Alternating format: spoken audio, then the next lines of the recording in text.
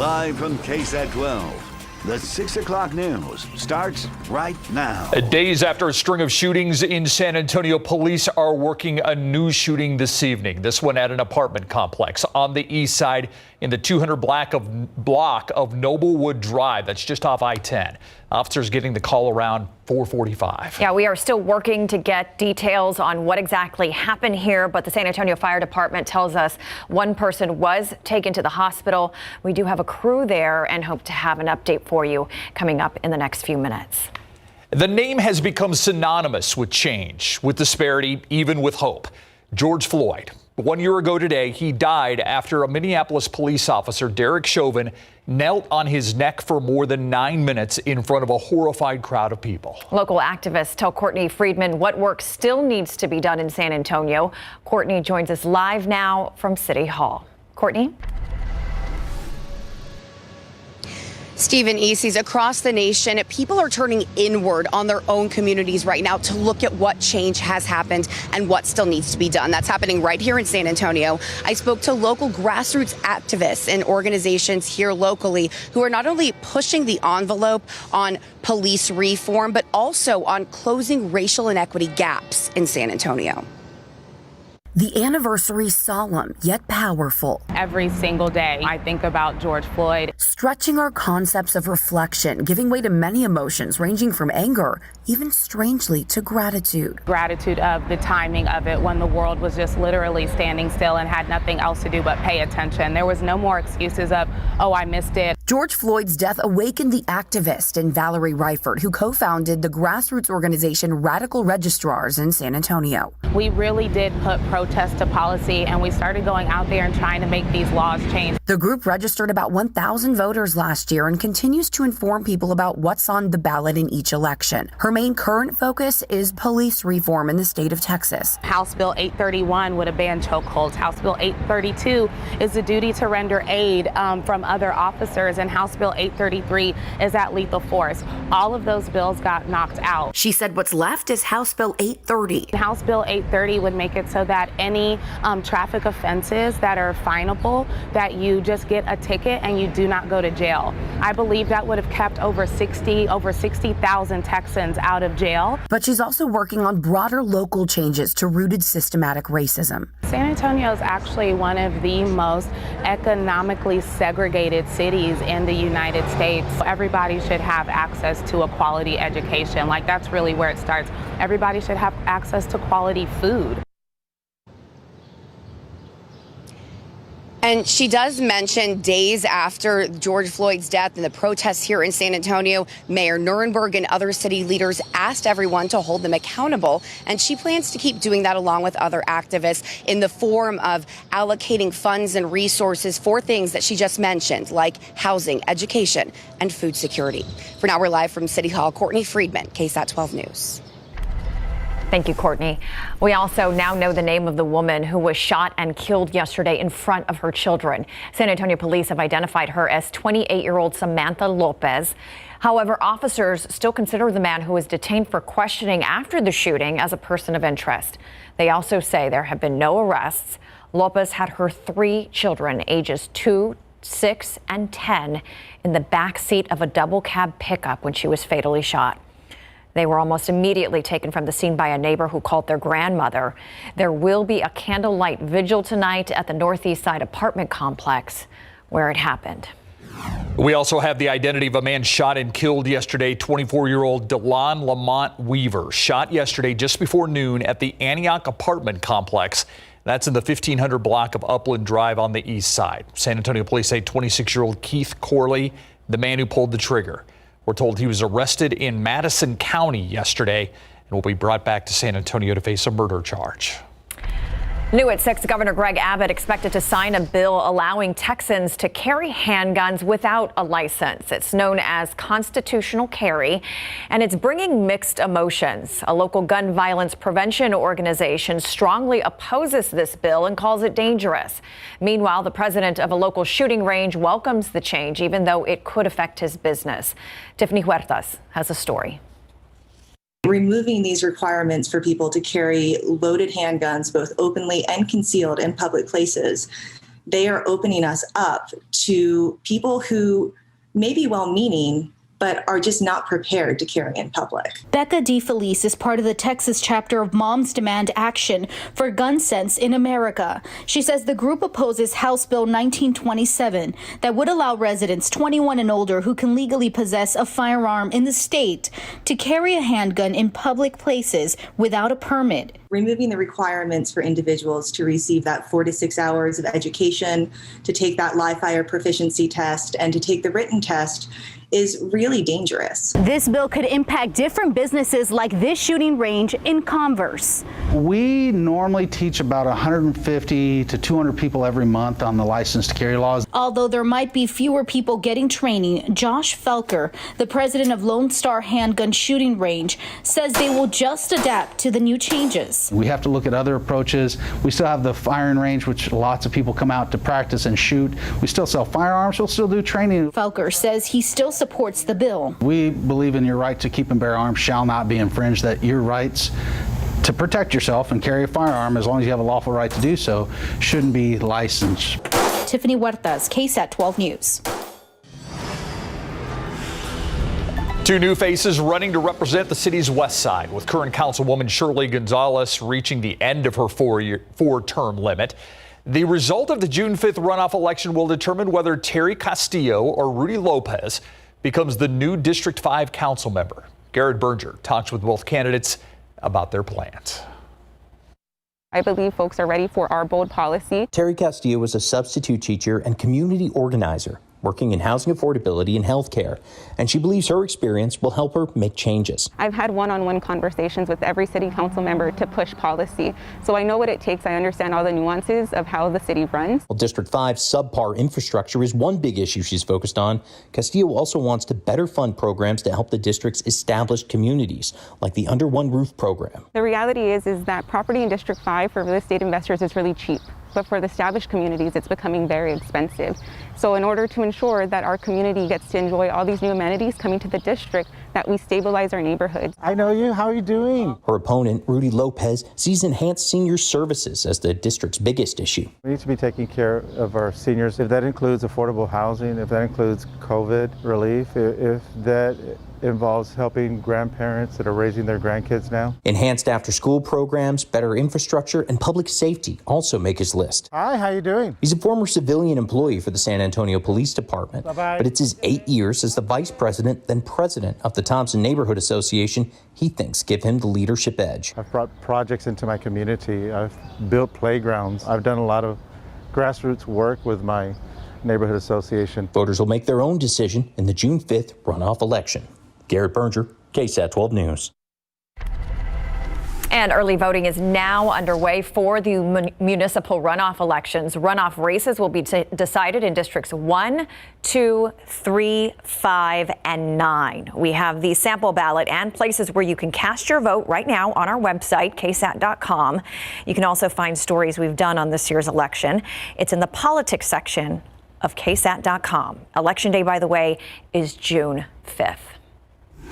Time saver traffic right now. Let's go to 410 and Highway 151. You can see a few cars that are pulled off to the side there. Not exactly sure what is happening, if it's an accident or just a stalled vehicle. Again, not really affecting traffic out there. It is a little slow on the ramp getting on 410 to 151 north.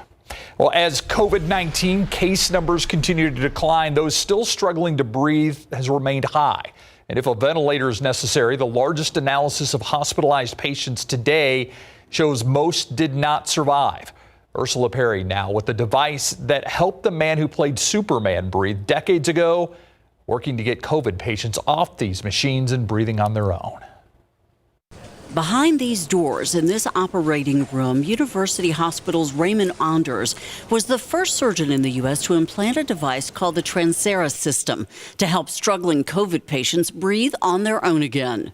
What we know is when you're on a ventilator, your diaphragm muscle will atrophy faster than any other muscles. Within 24 hours, you lose 50% of your diaphragm muscle mass. To keep muscles from atrophying, electrodes are implanted into the muscle near the phrenic nerve, which controls the diaphragm. A small battery-powered external pulse generator stimulates the electrodes, and that causes the diaphragm to contract. Dr. Anders had used the diaphragmatic pacing device on Christopher Reeve after a tragic horseback riding accident left the Superman actor paralyzed from the neck down. Now, in less than 48 hours after implanting the device, some ICU patients are breathing on their own, too. It's kind of like aggressive physical therapy for that diaphragm, so that once your acute injury is over, we can now get you off the ventilator faster. The FDA granted Dr. Anders emergency use authorization during the height of the pandemic for COVID patients, but he's also been authorized to use it on high-risk cardiac surgery patients, spinal cord injury patients, as well as those suffering from ALS. Ursula Perry, KSAT 12 News. Well, we want to go back to that apparent deadly shooting we have been following on the city's northeast side. We first told you about this during the 5 o'clock newscast and then again at the top of this newscast. Yeah, it's happening in the 200 block of Noblewood Drive. That's not far from I-10. Patty Santos has been working to get more information. Patty joins us live now from the scene. Patty, what were you able to find out from officials there?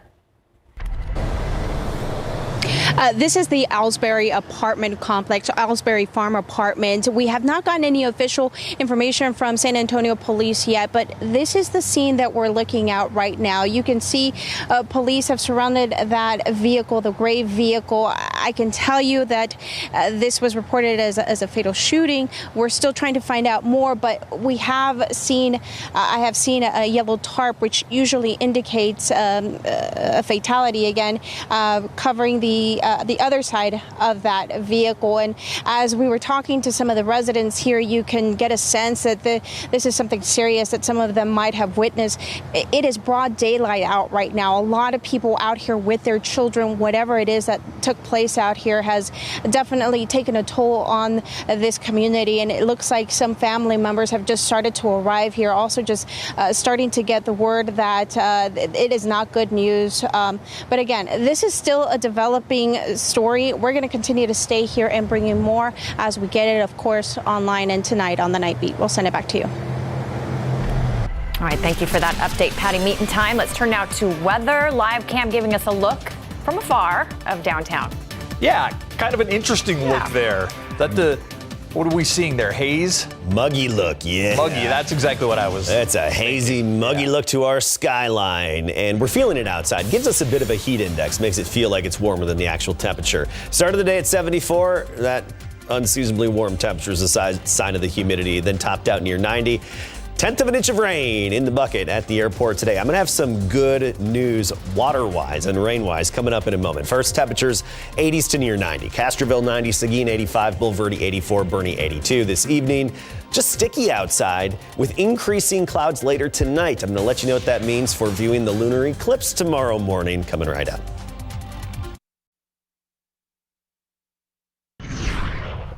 So the tropical feel of San Antonio continues on this Tuesday. I mean, it just feels tropical. I mean, we're getting showers at least once a day. You know, we're situated geographically in a unique location. You know, midpoint between the desert off to the west of us and then the tropical Gulf of Mexico to the east. And every so often, you see that delineation line just shift and sway one way or the other. Obviously, it goes the dry way in drought years, and in situations where the weather and the rain is good to us, you see that tropical aspect shift our way, and that's where we've been. The lunar eclipse peaks at 6:18 a.m. tomorrow. I apologize. It's likely to be too cloudy to see it tomorrow morning. We'll have those low gray clouds as we often see in these weather patterns, especially these tropical weather patterns. The aquifer, though, it's up nearly 19 feet over the past 30 days. And actually, take a look at this. I made a pit stop on the way into work today. Some of you may find this familiar sight. Maybe not necessarily the water flowing, but San Pedro Springs Park. The water is flowing again after being dry. The rain came in late April, and now the water's flowing again. And I love just seeing it bubbling up there. Nice crystal clear, good aquifer water. Even saw some minnows in it. They're doing a lot of work to that park. Oh, they are. It's beautiful, actually. Yeah. Gorgeous. And as I drove by, I thought, you know what? It's been a little while since I've been here. I want to go check in and, you know, see how it's flowing and then just take in the scenery. And I was one of just a few people there enjoying it. So month to date at the airport, the official climate reporting site in San Antonio. 4.5 inches of rain. That's about 1 inch above average. Since January 1st, we've had over 13.5 inches of precipitation.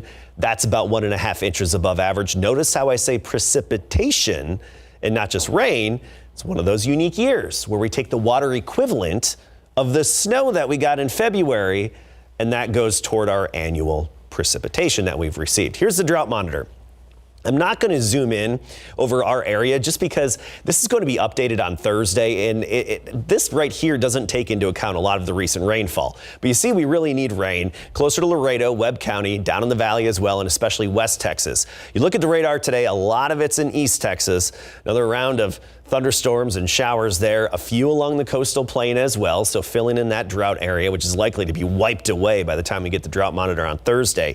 But we are seeing some needed rainfall starting to develop, especially over the higher elevations of West Texas. That's nice to see. I think we're going to see a little more of that out in West Texas as the days and weeks progress. Let's talk about our FUTURECAST.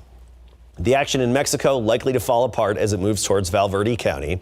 Then just partly cloudy this evening, but the low clouds as usual in this weather pattern, they fill in tonight and into tomorrow morning. Notice 6 a.m. low clouds for most of us. There could be a few breaks, especially farther west closer to the Rio Grande, where you could actually see the total lunar eclipse. Again, maximum at 6:18 a.m.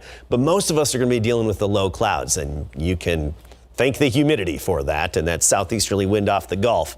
And then by the midday and afternoon, 1 or 2 stray pop-up showers, especially between I-37 and I-10 tomorrow afternoon. We can't rule it out here. We'll give it a 20% chance. Then Thursday and Friday, probably a 0%. Saturday into the weekend, right now, even through Memorial Day, slim chances as well. So our weather pattern is slowing down, at least for now.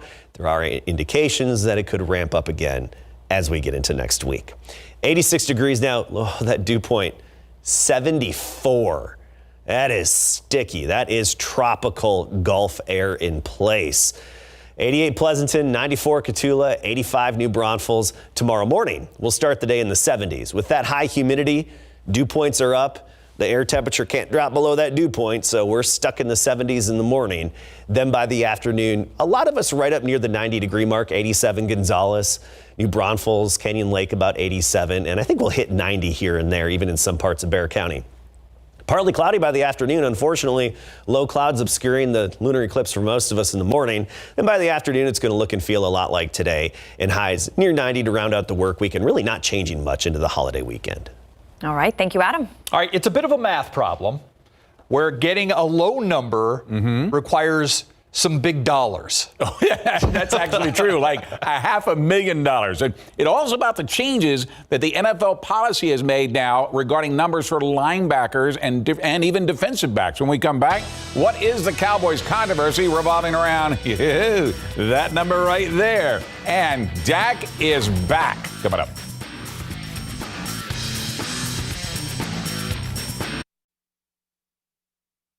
Pro football coverage, powered by Davis Law Firm. Cowboys linebacker Jalen Smith is making a jersey number change and is causing quite the controversy, as it turns out will cost Smith a lot of money. Thanks to a new NFL policy that goes into effect this year, Smith is switching his jersey number from 54 to 9. That's right, the same number worn by former Cowboys quarterback Tony Romo, an undrafted free agent that went on to become 4-time Pro Bowler, setting all kinds of team passing records. But here's the catch. In order for Smith to make the switch, he is required by the NFL rule to buy out all of the remaining merchandise attached to him wearing number 54, in this case, about $500,000. Why is the number 9 so important to Jalen? It's been a part of my life. Been wearing number 9 since I was 9 years old, through Pee Wee, middle school, high school, college, All-American games, you name it. And number 9 is a part of me, so it's really just a blessing to be able to continue the legacy. After wrapping up their rookie minicamp this past weekend, the Dallas Cowboys opened their organized team activities this week, and Dak is back. That's right, Cowboys star quarterback Dak Prescott threw his first pass on the field in his first official practice since he was carried off the field back on October the 11th with a compound fracture of his right ankle, not knowing if he would ever be able to play again. Now, 225 days later, he's throwing passes to open the Cowboys organized team activities. It felt great. I mean, after long months of recovery and just rehab of just main goal is just getting back out there with my teammates, getting back on the field, running a huddle, building that camaraderie on the field. It was just exciting yesterday and carrying over today, but so much that we can build on as a team and me personally. But it's just exciting to know that the game is back and I'm able to be a part of it. And Dak not the only one making a triumphant return, so are two of his best offensive linemen in Tyron Smith and Lael Collins. Collins missed all of last season because of a hip injury that led to former Steel star Terrence Steele to play right tackle. And Smith struggled with both neck and back issues that forced the Cowboys shut him down after only playing in 2 games. At the same time, Deshaun Watson is a no-show at the Houston Texans organized team activities. No surprise, since he told us he was not going to participate, still demanding a trade after he felt he was slighted in the hiring of their new general manager. But his trade demands have fallen on deaf ears for the time being, since he's still facing 22 civil lawsuits claiming sexual assault and misconduct. Right now, these organized team activities are voluntary, but should he skip mandatory workouts, the team can start fining their star quarterback if he does not participate.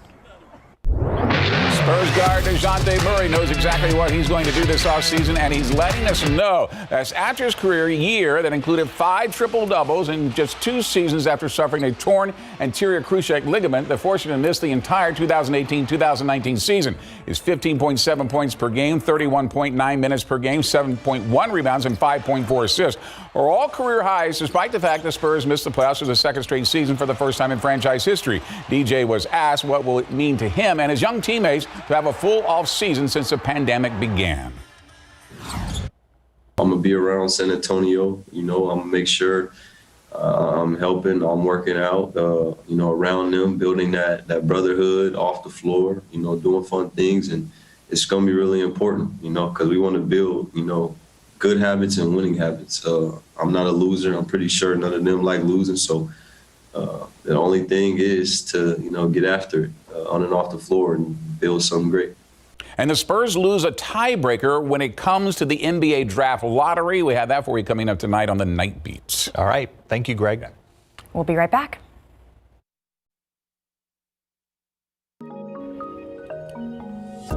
We are roughly 100 days out from the winter storm that crippled much of San Antonio, and we are joined, as we always are on Tuesdays, by San Antonio Mayor Ron Nirenberg. Mayor, thank you for joining us, as always. I want to talk about, the CPS energy review that's going on and the talk that CPS is looking at rate hikes down the pike. Your reaction to both of those things? I believe the CPS review, or the winter storm review, comes out mid-June. Yeah, and that's a critical review. And so I want to make something very clear. There's a tremendous amount of uncertainty with regard to the revenue situation at CPS. And what I mean by that is that it is our commitment to exhaust every avenue to ensure that the costs of the crisis, the price gouging that happened from the gas companies, is not saddled on the CPS ratepayer. And that's part of the ongoing litigation against ERCOT and against the gas suppliers that CPS is engaged in right now. Also, we know that there's a tremendous amount of bad debt related to folks who just, had no income and so could not afford the CPS bills. And so we're also seeking relief on that. So when CPS presented its numbers yesterday about potential rate impact, what I said is that there is far too much certainty to put those numbers out there with any kind of confidence. So we've got to continue to exhaust every opportunity to reduce that burden on CPS customers, our residents.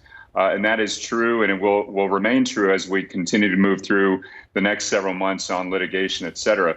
I will say that there's maintenance costs. This is a utility that we all own, the public owns, and there is certainly maintenance costs, but those big numbers related to the storm and related to the pandemic need to have more discussion and relief for the CPS ratepayer. Staying on the topic of winter storms, if we can, we heard so much about how certain neighborhoods never lost power while other neighborhoods seem to be disproportionately affected. You assembled a committee on emergency preparedness after the storm. What has that committee learned since then in terms of how lopsided or unbalanced the power grid is here in our city? So they're still seeking answers, and Chair Reed Williams has been leading the charge on getting that data from CPS that would provide a little bit more granular information about the duration of outages. We know a lot of that has to do with critical circuits, those facilities that were located next to hospitals, et cetera.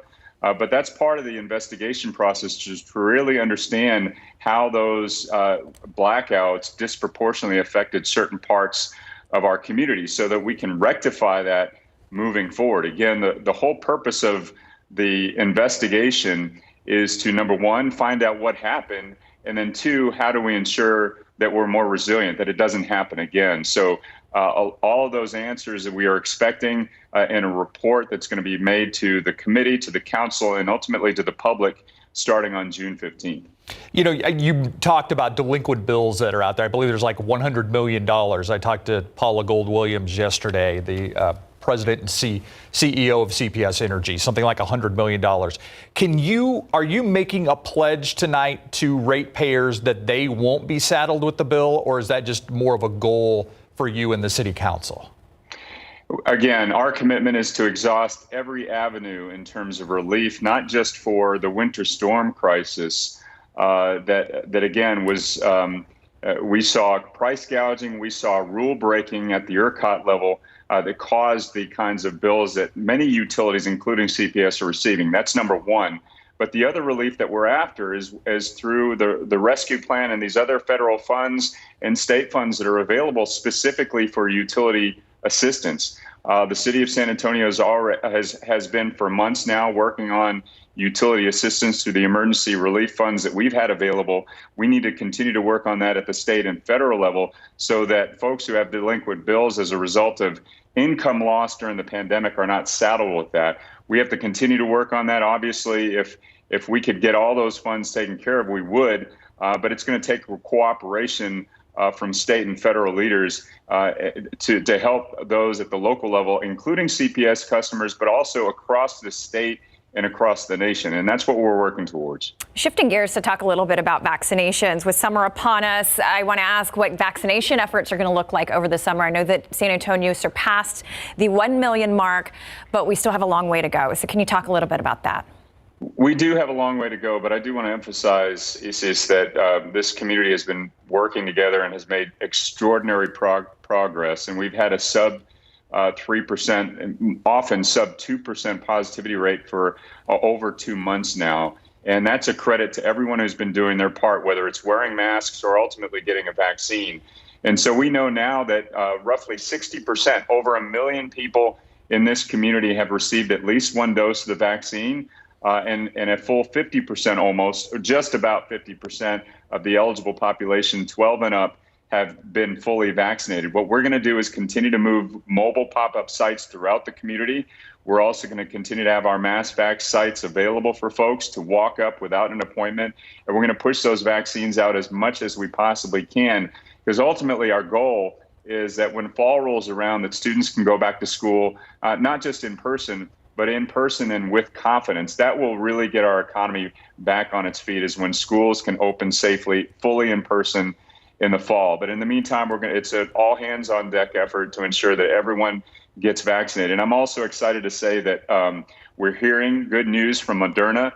So there's going to be a lot more opportunities for folks 12 and up, and hopefully at some point younger than that to get vaccinated. And that's our focus as we continue to enjoy the fruit of everyone's labor working together during this pandemic. Absolutely. Sense of pride that San Antonio has come so far so quickly. I want to talk about incentives, though, for the people that haven't been vaccinated. You talked yesterday about Six Flags tickets. I mean, are you anticipating more of these type of incentives here in San Antonio? I mean, we've seen them in other parts of the country. Is that something that you think will work? I think so. I mean, it's an added benefit for folks to get vaccinated. And I mentioned yesterday, Fiesta Texas, in partnership with Metro Health, is going to be providing 20,000 single-day tickets for folks who get vaccinated.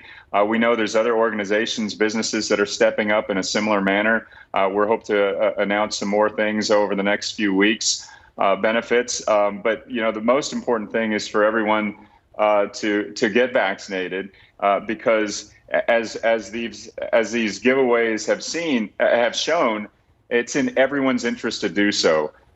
Whether you're a restaurateur or you're a mom waiting for the child to get back to school, it's in everyone's benefit for us to get vaccinated because that lowers the likelihood that anyone in our community will get sick, and that way we can get back to more of the things that we enjoyed prior to the pandemic.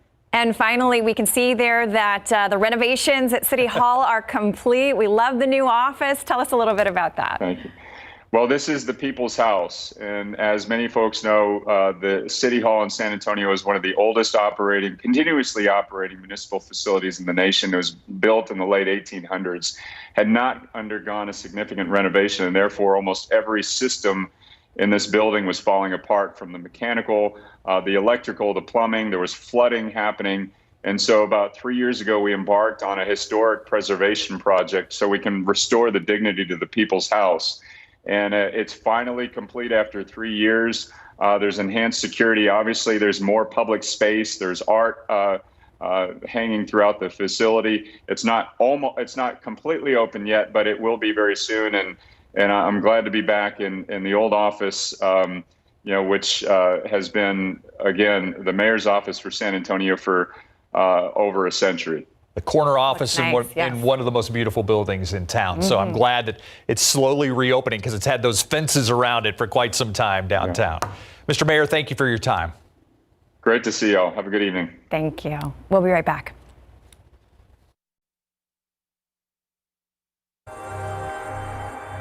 All right, if you're still trying to wrap your head around cryptocurrency, blockchains, NFTs, you're not alone, and this week's episode of KSAT Explains is for you. KSAT Explains the digital gold rush, out at 7 o'clock tonight. Now, in this episode, we're explaining how cryptocurrency works, what gives it value, is it secured? We'll also be hearing from some crypto enthusiasts about why they are drawn to it. This is a concept that, in theory, is going to make humanity essentially, it's going to make things a lot fairer for a lot of other people in other countries. Access to money, which is power and security and safety.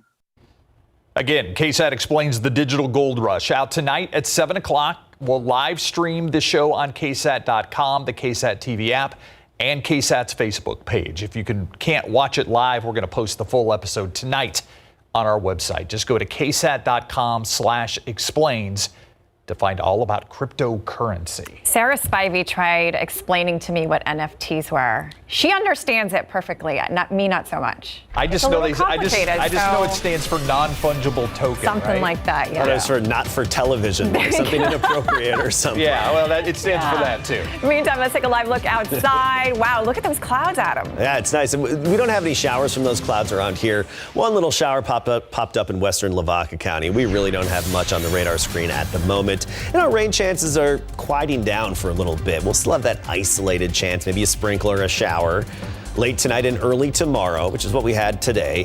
86 right now, partly cloudy. We'll see the clouds filling in later tonight. We're going to talk about the total lunar eclipse that peaks tomorrow morning, look at our rain chances and more coming right up.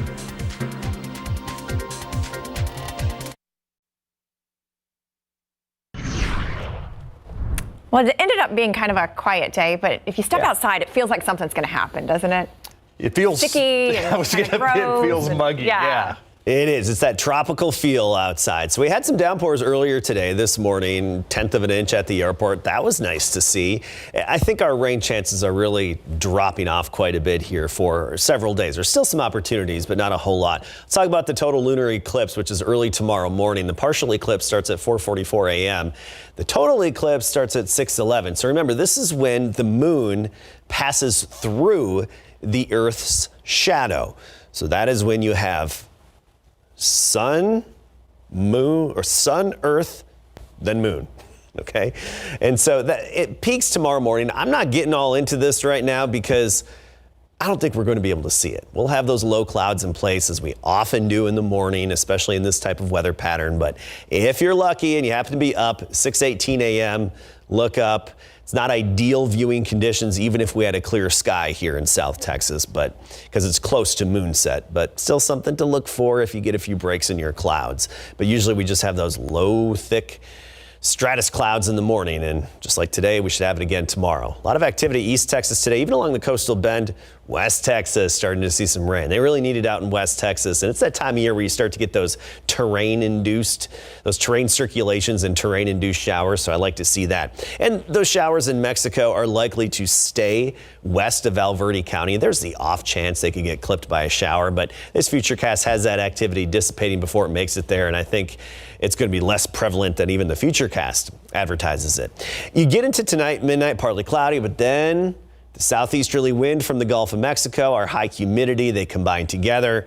They give us the low clouds to start the day tomorrow. So 6 a.m. near the peak of the lunar eclipse, I think will be fairly gray, even damp in a few spots. Can't rule out some patchy drizzle. However, closer to the Rio Grande, you might actually have an opportunity. That's where we don't see usually as much morning cloud cover in these situations.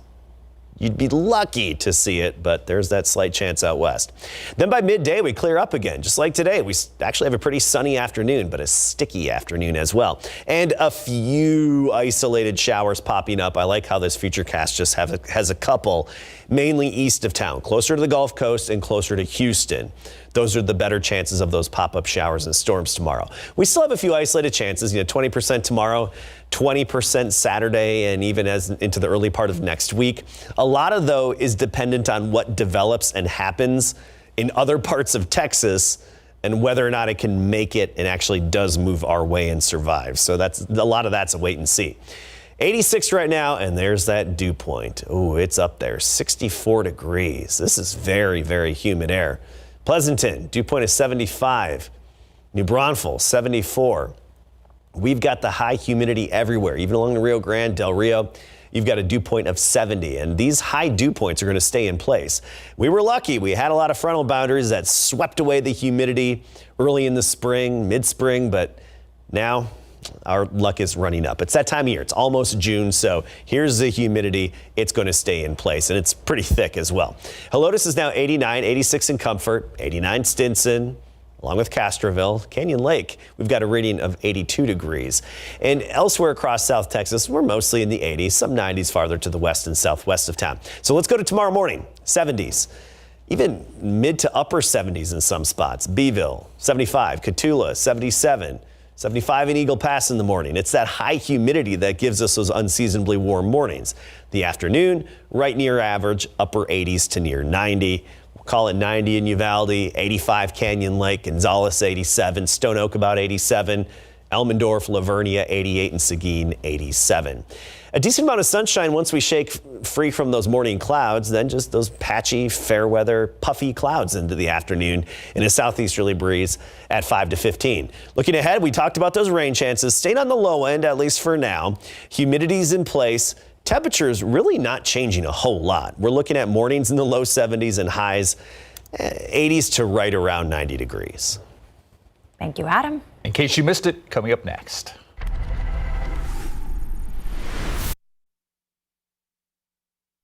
Here's today's in case you missed it.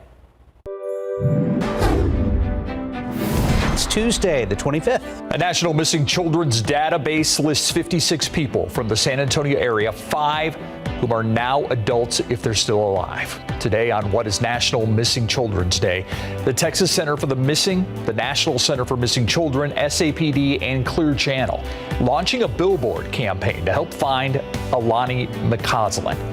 She was last seen 10 days ago in Helotes. She has a medical condition. The plan is to broadcast her image on digital billboards for a month. If you have any information on her disappearance, call 210-207-7660. Firefighters on the city's west side busy this morning after investigators say a Sonic drive-in actually caught fire. Officials on the scene say an employee was driving by, saw the smoke, called 911. And when crews arrived, they had to bust down their kitchen door since it was closed. And that's when they saw flames on top of the cooler. It was quickly put out. There were no injuries. Today marking 1 year since the death of George Floyd, the 46-year-old black man killed over an alleged counterfeit $20 bill at the hands of Minneapolis police. This afternoon, the Floyd family meeting privately with President Joe Biden at the White House and with key members of Congress. Being here today is an honor, to meet with the president and the vice president and for them to show their concern to our family. It is day 2 of early voting in the city's runoff election. More than 2,700 people cast their ballot yesterday, the first day of early voting. You can find a list of polling locations and hours right now on KSAT.com. Early voting ends on June 1st. Election day is Saturday, June 5th.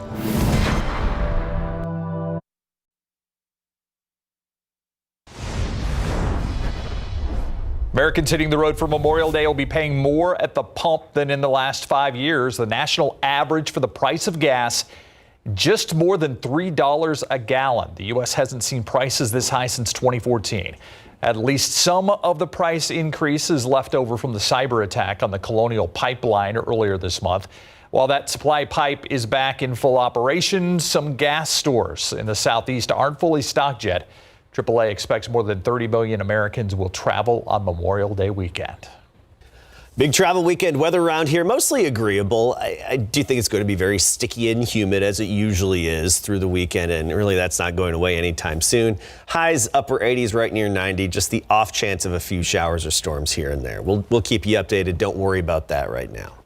Thank you, Adam, and thanks for watching the 6 o'clock news. See you back here on the Night Beat at 10.